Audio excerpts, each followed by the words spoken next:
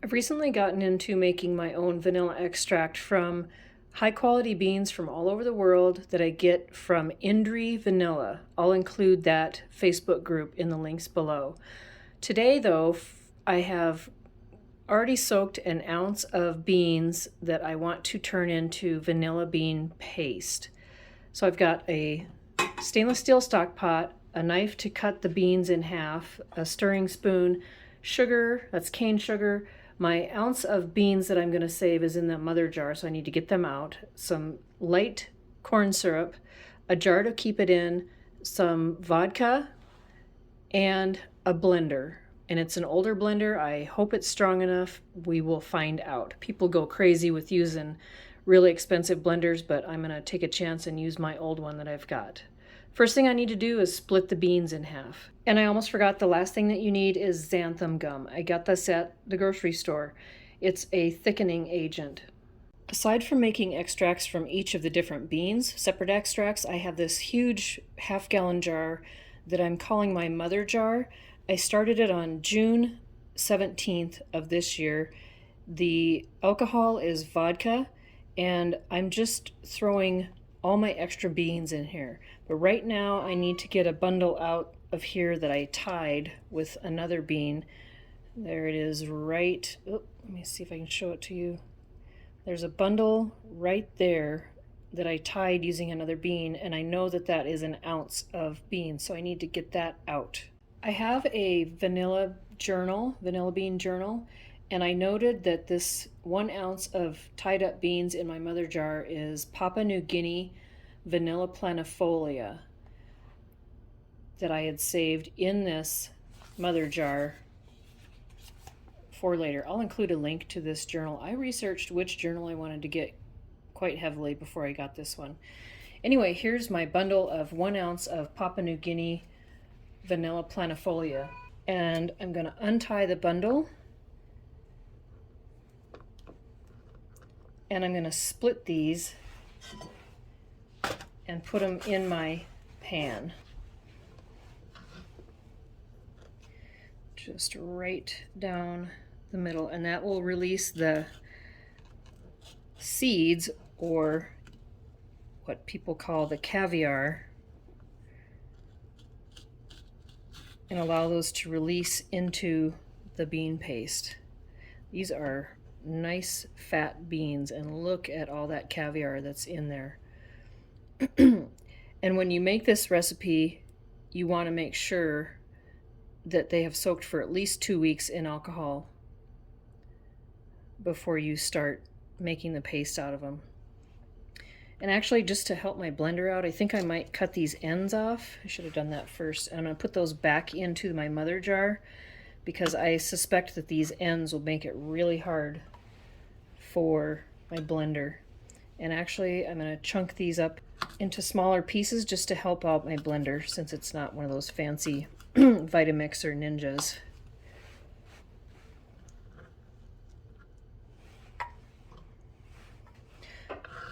Okay, I do not want to waste all of that caviar, so make sure we get it in the pot. So now the next ones, I will cut the ends off first. Those are going to go back in my mother jar just because they're a little tougher.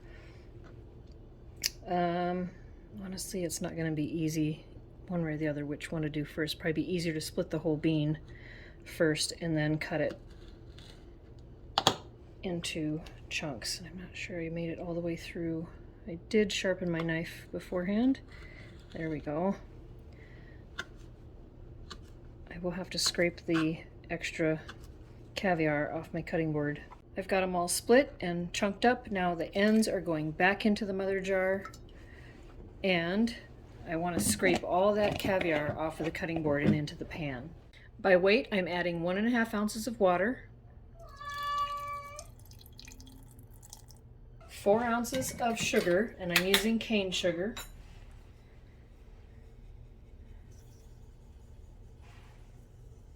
3 ounces of rum,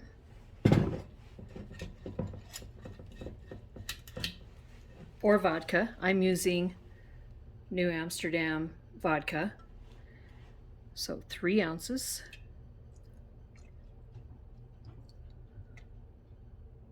and a half an ounce of light corn syrup.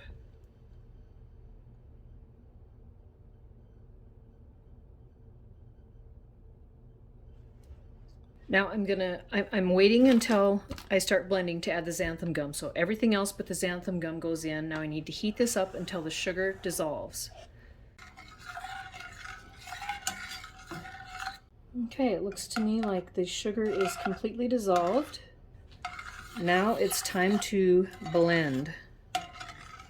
And this will have to blend for as long as it takes, probably at least 2 minutes, if not way longer, so that the vanilla bean is completely pulverized into particles as small as the caviar.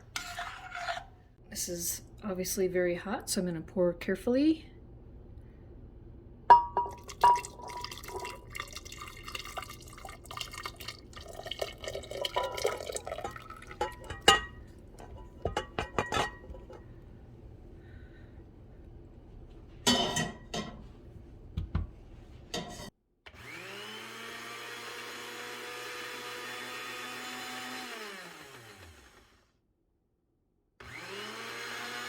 Okay, my old blender was doing pretty good at getting the rough chop, but it was still kind of stringy, so I switched to my little Ninja food chopper, and it did a pretty good job just in 30 seconds. So I'm going to give it a couple more whizzes, and then I'm going to add 1/8 of a teaspoon of the xanthan gum. And that will be the final thickener. Another 30 seconds, and you can see that the Ninja made it a pretty good paste. So now I just need to add 1/8 teaspoon of xanthan gum, and we'll run that for about 15 seconds, and then we're going to let it cool before I put it in the jar.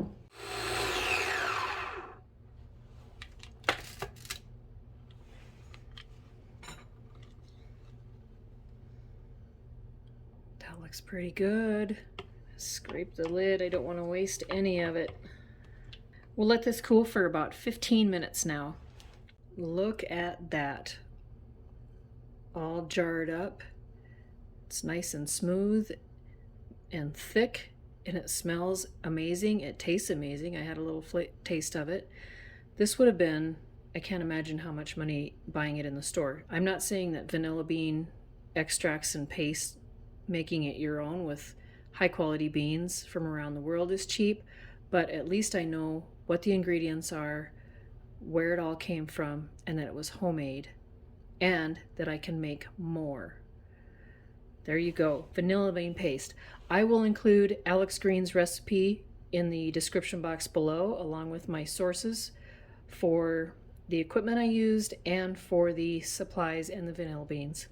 Now, I'm going to leave this in this jar at room temperature for at least a month for the flavors to really steep and mature, and then it'll be ready to use.